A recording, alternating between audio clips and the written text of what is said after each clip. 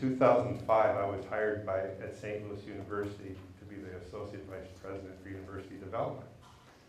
I was thrilled, believe me. And I was hired by an interim vice president, a fellow named Dr. Steve Peterson, marvelous person.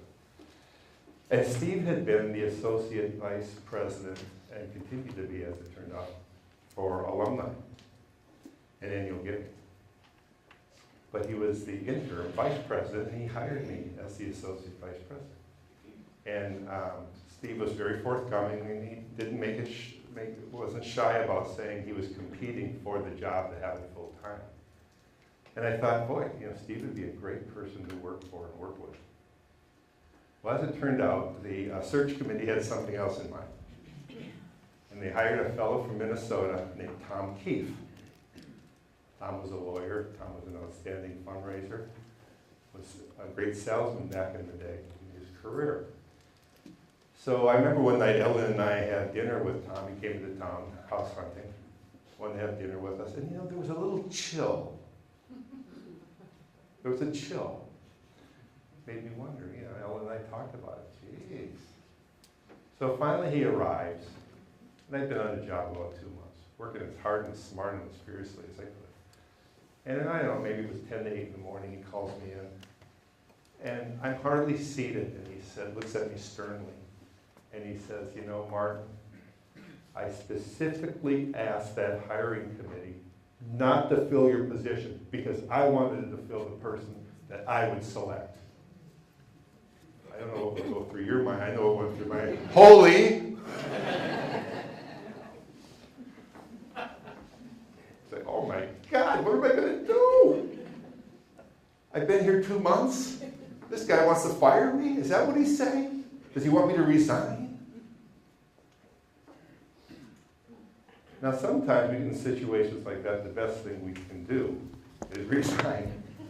Who wants to work for a guy like that, right? But that was not what I set out to do. I had ego. I was excited about the position. I was already working. I was making changes.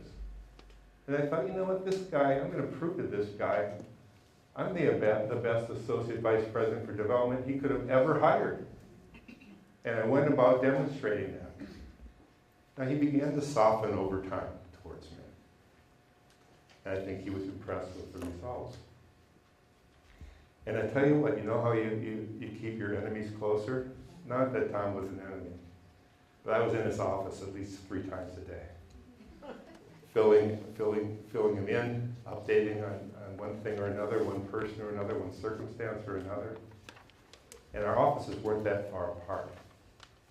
Eventually what I did was I had a door put in, which was an interior door, so I could go more directly, more quickly to Tom's office without always being seen that I was going into Tom's office by my employees.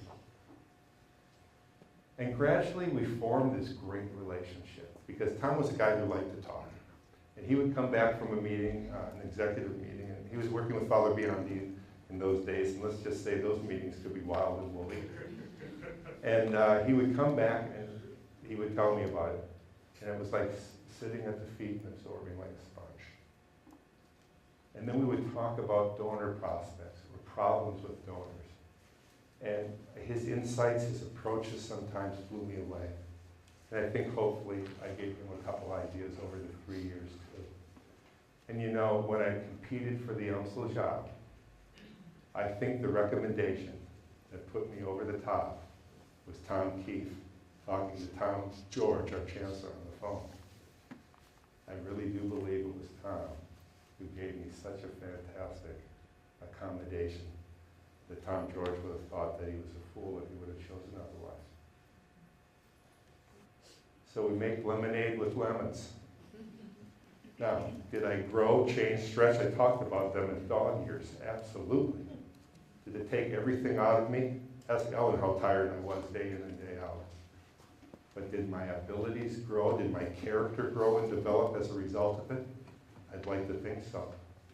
I'd like to think so. And it prepared me well to come in and do everything I could to contribute, continue to contribute at the University of Missouri St. Louis.